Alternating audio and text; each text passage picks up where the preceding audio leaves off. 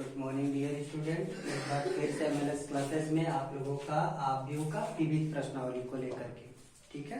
इसमें आप लोगों की कुछ समस्याएं थी, क्वेश्चन कमेंट के माध्यम से मिला था कि 1, 3, 4, 5, 10 और 12 क्वेश्चन नहीं आ रहे हैं विविध से। तो इतने क्वेश्चन को हम, हालांकि तीसरा क्वेश्चन हमारा वीडियो में जा चुका है, एक वीडियो है उसमें आपका एक अन्य क्वेश्चन के नाम से इसको हम देख चुके थे, आप उसको देख लीजिएगा। इसके बाद फिर भी ना समझ में आया तो आप उसे पूछ सकते हैं, उसको दे दिया जाएगा। बाकी क्वेश्चन आप देखिए, ये आपवियों का विविध हमने स्टार्ट कर दिया। पहला क्वेश्चन हम स्क्रीन पे लिख भी दिए हुए हैं, आप देखिए कैसे लगते हैं।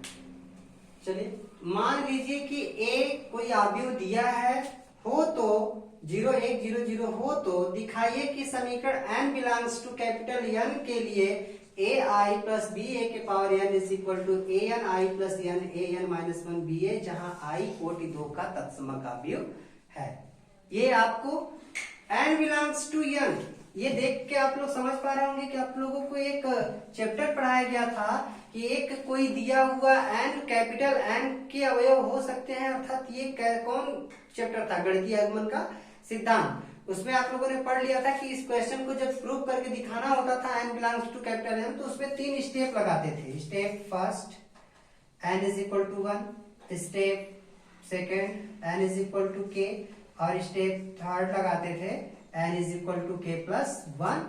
और फिर हम लोग देख लेते थे कि यदि उनके मान में, LHS के मान में, जो LHS टू RHS था उसके मान में कोई परिवर्तन नहीं हो पा रहा है तो कहते थे गणितीय आगमन सिद्धांत से कथन सत्य है। तो आज हम लोग फिर उसी को देखेंगे। I कोटि 2 का तत्समक अवयव है, नहीं जो I है उसको हम 1, 0, 0, 1, 2 गुणित 2 के क्रम का अवयव ले सकते हैं।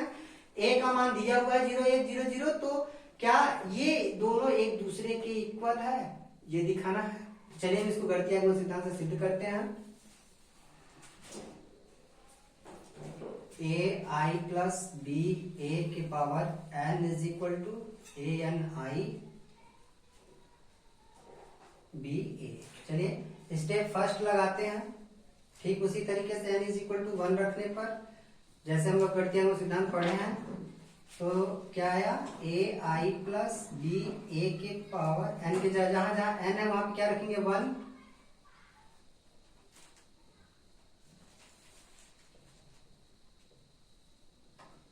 नीचे रख लिए, और जब जैसे इसको सॉल्व करते हैं तो देख पा रहे हैं ए आई प्लस बी ए, इसका भी गुणा किए तो ए आई प्लस ए के पावर 1 माइनस 1 अर्थात 0, और किसी भी संख्या घात पे 0 उसका मान 1 होता है। 1 इंटू 1 गुणा करेंगे तो बी ए। ये देखिए इसके क्या होगा, दोनों कथन क्या है, LHS टू RHS इक्वल है, तो कहेंगे कि n इज इक्वल टू 1 के लिए n बिलोंग्स टू n कथन क्या है, सत्य है। चलिए स्टेप दूसरा लगाते हैं। ऑलरेडी स्टेप 2 में कोई परिवर्तन नहीं होता, ध्यान दीजिएगा, सिर्फ n is equal to k, तो यही चेंज होगा। तो स्टेप 2 तो एकदम ही आसान है, रखने पर ए आई प्लस बी ए के power k is equal to a के I plus k, equation number first. आप देख पा रहे हैं जहां पे n, जब हम n था तो हम कहते थे कि इक्वल है, तो ये n is equal to k रखने पे उसके मान में परिवर्तन हो ही नहीं सकता। तो ये भी हमने क्या कर दिया कि n is equal to belongs to capital N, किसके लिए, n बराबर k के लिए कथन क्या है, सत्य है। चलिए सत्य है। अब आगे देखते हैं सबसे most important step third, n is equal to k plus 1 रखने पर। ये देखते हैं, हमने जब 1 रखा तो हम LHS को RHS के बराबर दिखा दिए, हमने k रखा तो ये इसकी वैल्यू दोनों एक दूसरे के बराबर है। अब हम n इज इक्वल टू जब k प्लस 1 रखते हैं तो ध्यान देना होता है कि गणितीय आगमन सिद्धांत पे जब जहां तक सीमा पे हम हैं वहां तक कोई दिक्कत नहीं, यदि सीमा से एक कदम भी आगे जाते हैं तो उसके आंसर में अपने आप 1 की वृद्धि होना ही गणितीय आगमन सिद्धांत कहलाता है। तो अगर हम n is equal to k plus 1 अपने क्वेश्चन में रख रहे हैं, ए आई प्लस बी ए के पावर k प्लस 1 रख रहे हैं, तो यहाँ ये जो हम क्वेश्चन इसके आंसर में जहाँ के एन की जगह के प्लस वन रख रहे हैं, ये अपने आप वृद्धि होनी चाहिए, k plus one minus one b a, ये वृद्धि अपने आप आ जानी चाहिए। तो चलिए देखते हैं एलएचएस को लेके प्रूफ करते हैं। क्या एलएचएस का जवाब आरएचएस है अपने आप? हमने के की जगह के प्लस वन रख दिया तो क्या आता है, इसलिए इसको हम एलएचएस आरएचएस करके बारी बारी से हल करेंगे। ए आई प्लस बी ए के पावर के प्लस वन, इसको प्रूव करते हैं और हमको लाना क्या होता है, इतना। ठीक है, चलिए हम देख रहे हैं ए के पावर एम प्लस एन का फार्मूला लगाएं तो इसको अलग अलग तोड़ सकते हैं।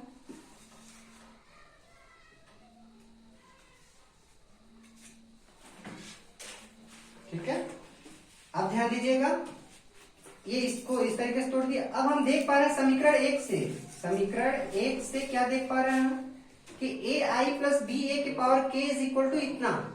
इसके लिए भी हमने इतने बराबर इतना होता है, इसको हमने कह रखा है कि एन इज इक्वल टू के लिए N belongs to capital N कथन सत्य है। तो क्या करेंगे, इसके जगह पे इतना मान हम रख सकते हैं।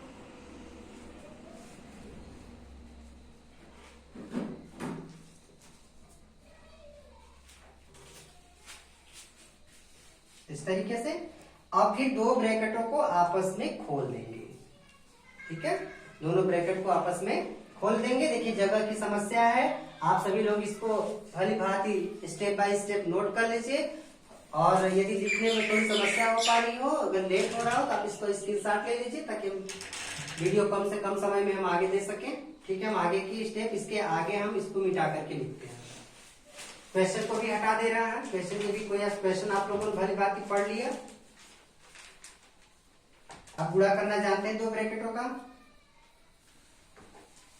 ए के प्लस वन इंटू आई स्क्वायर प्लस इसका गुणा इसके साथ के इंटू ए के माइनस वन प्लस वन यानी के हो जाएगा सिर्फ, बी ए आई प्लस ए के आई बी ए, इसके साथ गुणा हो रहा है, प्लस के ए के माइनस वन बी स्क्वायर और ए स्क्वायर। चलिए ठीक, इस तरीके से गुणा कर लिए और ब्रैकेट हमारा खुल गया। अब देखते हैं, अभी हम जानते थे कि हमारे पास a इज इक्वल टू क्या था, 0 1 0 0। चलिए हम a में a का गुणा कर देते हैं, 0 1 0 0 0 1 0 0। तो आप गुणा करके देख लीजिएगा a स्क्वायर का मान क्या आएगा, 0। और एक चीज अपने दिमाग में रखिए कि i इज इक्वल टू होता है 1 0 0 1। तो i स्क्वायर का भी मान यदि हम इसका गुणा आपस में करें तो रिजल्ट आता है i इंटू आई करें तो i स्क्वायर का भी मान इतना ही आएगा, अर्थात i ही आएगा। गुणा करके देख लीजिएगा, i स्क्वायर का भी रिजल्ट i ही होता है।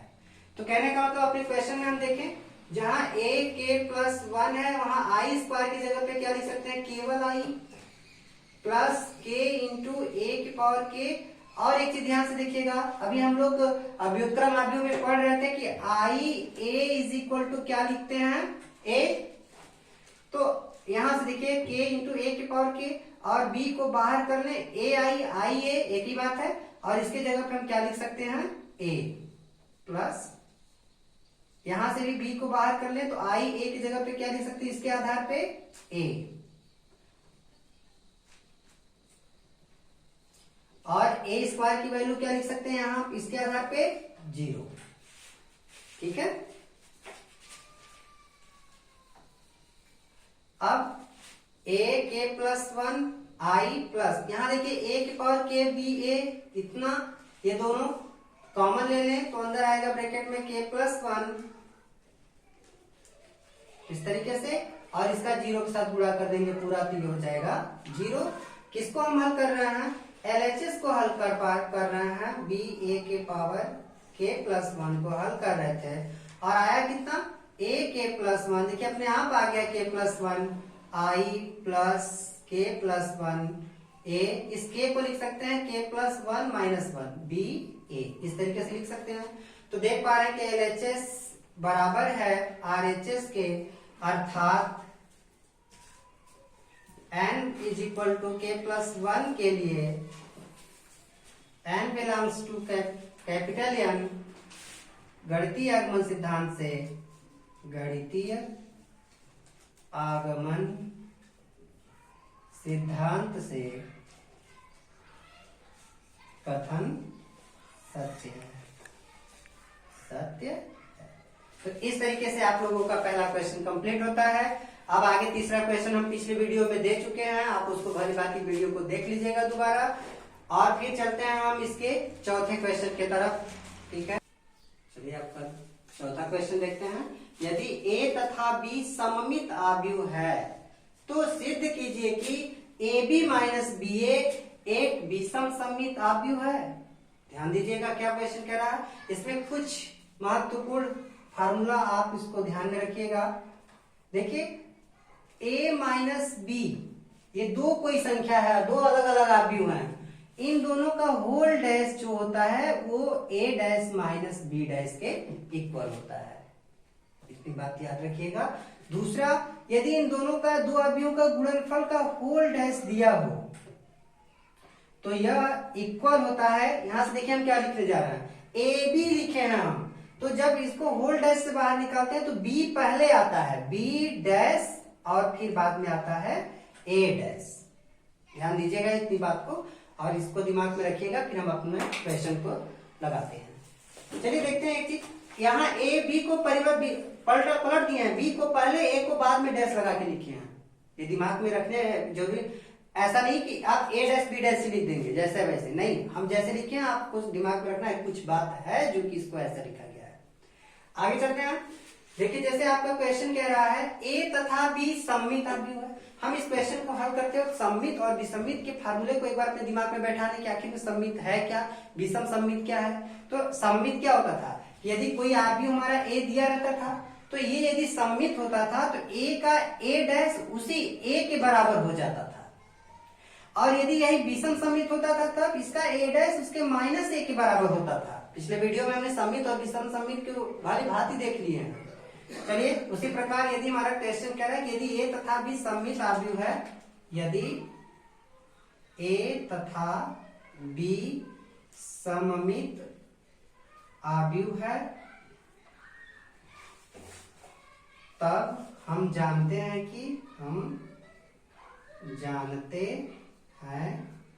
कि जो A डैश होगा वो A के बराबर होगा तथा यही B जो होगा इसका सममित आव्यूह होगा तो B डैश B के बराबर होगा। अब हमको करना क्या है इस क्वेश्चन में, सिद्ध कीजिए कि AB ये पूरा ये दोनों एक साथ AB माइनस BA एक विषम सममित आव्यूह है। यानी पहले हमको लाना कैसे क्वेश्चन को हल करेंगे, इसके लिए हम एक टारगेट बनाते हैं। चलिए हम टारगेट सेट करते हैं कि हमको लाना क्या है। यदि AB माइनस BA, जैसे हमसे कोई क्वेश्चन कहे कि B एक या A कह दे कि A एक विषम सममित सिद्ध कीजिए, तो हम क्या करते थे, A डैश बराबर माइनस A हमको लाना होता था, क्योंकि ये कंडीशन था विषम सममित का। तो यदि हमसे कोई ये कहे कि AB माइनस BA का विषम सममित आव्यूह दिखाए तो हमको दिखाना क्या है। चलिए दिखाना है, हम आंसर नोट कर रहे हैं, AB माइनस BA का whole dash is equal to minus AB minus BA। देखिए हमको ये लाना है, समझिए, जैसे A का विषम A dash is equal to minus A, उसी तरीके से इन दोनों का अगर हमको चाहिए विषम सममित तो AB माइनस BA का whole dash minus AB minus BA, ये लाना है। यानी हमको इतना दिखाना है, तब हम मान लेंगे कि AB माइनस BA क्या है, विषम सममित आव्यूह है। उसके लिए क्या करेंगे, देखिए, अतः हम कह रहे हैं AB माइनस BA के होल डैश से ही स्टार्ट करें हल करना, इससे ही चलते हैं, इतना ला देते हैं। तो हम देख पा रहे हैं कि अपने पहले फार्मूले में A माइनस B के होल डैश को A dash minus B dash लिखते हैं, तो हम इस क्वेश्चन को क्या लिख सकते हैं, AB का डैश माइनस BA का डैश लिख सकते हैं कि नहीं लिख सकते। अब AB के होल डैश को हम ऐसे लिखते हैं, तो इसको भी लिखें, इसको पहले B को पहले लिखेंगे B dash A dash minus यहां से A पहले होगा A डैश B डैश, ठीक है। अब हम देख पा रहे हैं कि A डैश एक सममित आव्यूह है A, क्वेश्चन कहा है ए तथा बी एक सममित आव्यूह है, यानी ए डैश की वैल्यू ए तथा बी डैश की वैल्यू क्या है बी। तो जैसे कि तैसे हम इस क्वेश्चन पे बी डैश की जगह पे बी लिखें, ए डैश की जगह पे ए लिखें, ए डैश की जगह पे ए और बी डैश की जगह पे बी लिखते हैं। फिर इसमें से माइनस चिन्ह हम कॉमन कर लें, यहाँ से माइनस कॉमन कर लें क्योंकि यहाँ ए बी नेगेटिव है, तो माइनस कॉमन कर लेंगे तो क्या हो जाएगा पॉजिटिव, प्लस हो जाएगा। और यहाँ बी ए पॉजिटिव है, माइनस कॉमन कर लेंगे तो क्या हो जाएगा नेगेटिव हो जाएगा। और हम देख पा रहे थे कि a b minus b a का होल डैश का रिजल्ट क्या आया minus a b minus b ए।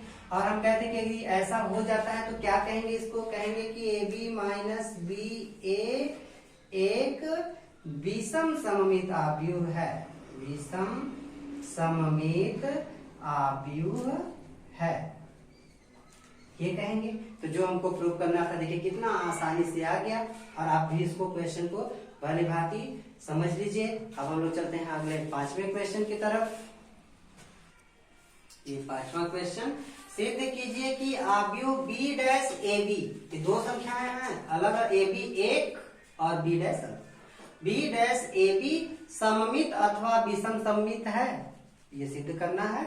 जबकि एक बात कहा है कि यदि ए सममित अथवा विषम सममित है, ए एक सममित संख्या भी है और ए एक विषम सममित भी है। चलिए बारी बारी से क्वेश्चन को हल करते हैं। तो हमको क्या करना है, ए सममित अथवा विषम सममित भी हो सकता है, तो हमको इसको भी सममित अथवा विषम सममित ही दिखाना है।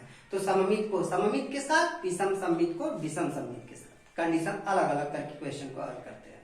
चलिए देखते हैं।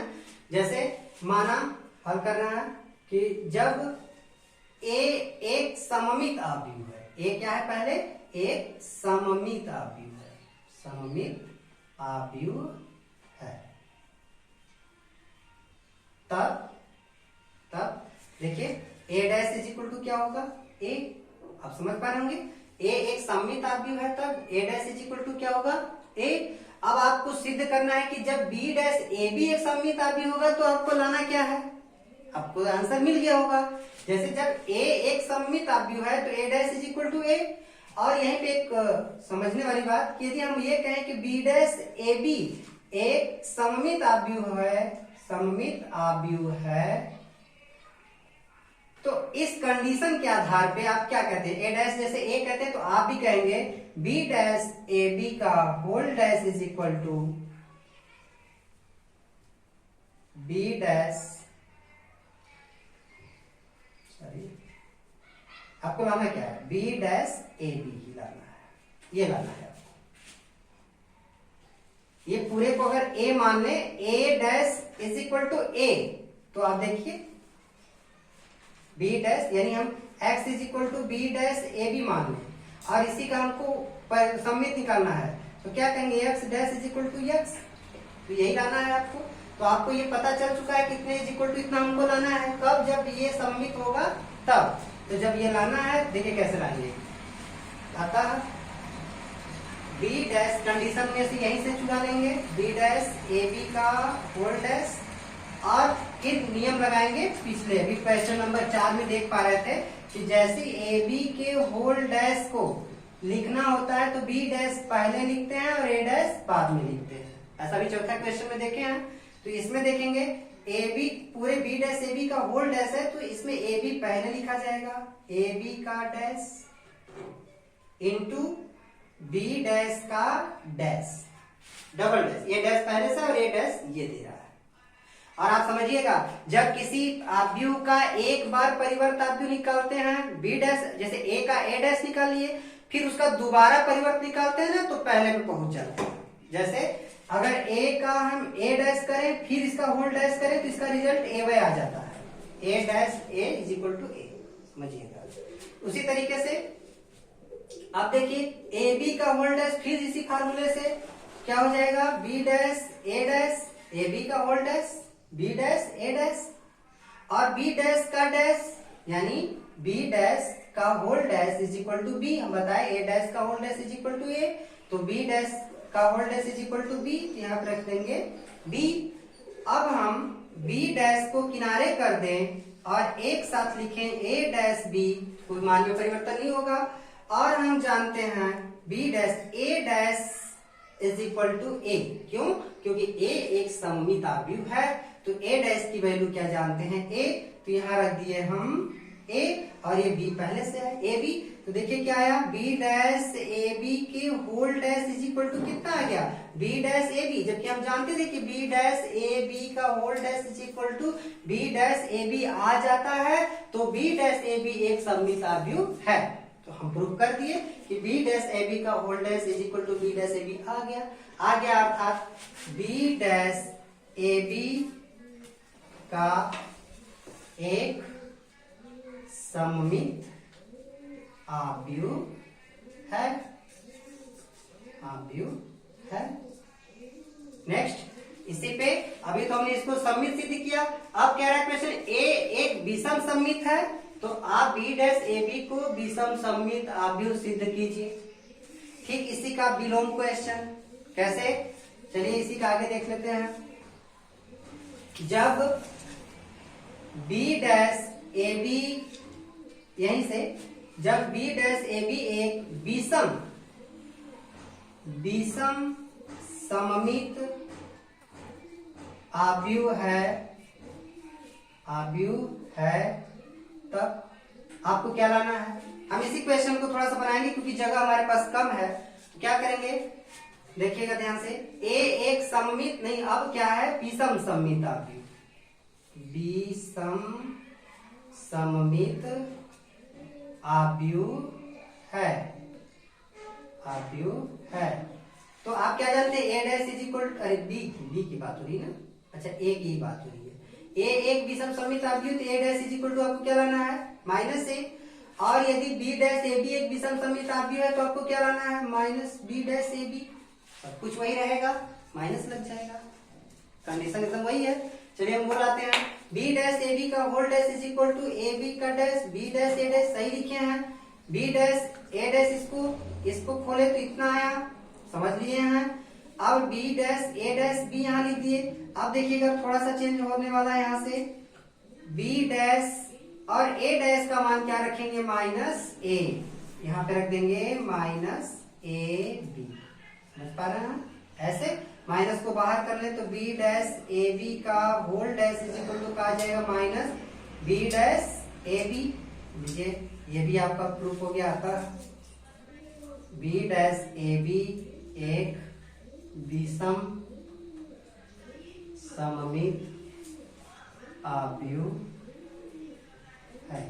तो इस क्वेश्चन को हल करते और समझने के लिए सबसे बेस्ट तरीका हम देख ले रहे हैं आप लोग कि क्वेश्चन को हल करने से पहले एक टारगेट सेट करके हमको लाना क्या होता है उसको पहले निकाल लेते हैं। कंडीशन, सूत्र, फार्मूले को ध्यान में रखते हुए उसको बाहर ले लेते हैं। जैसे ये सममित और विषम सममित है, तो इसी आधार पर हमारा क्वेश्चन यदि विषम सममित करा तो क्या रिजल्ट आएगा, तो रिजल्ट हम सामने रख करके फिर क्वेश्चन को हल करते हैं और रिजल्ट को देखते हैं कि यदि इक्वल है तो ऑलरेडी सममित विषम सममित है। तो इस तरीके से आप 5वें क्वेश्चन को देख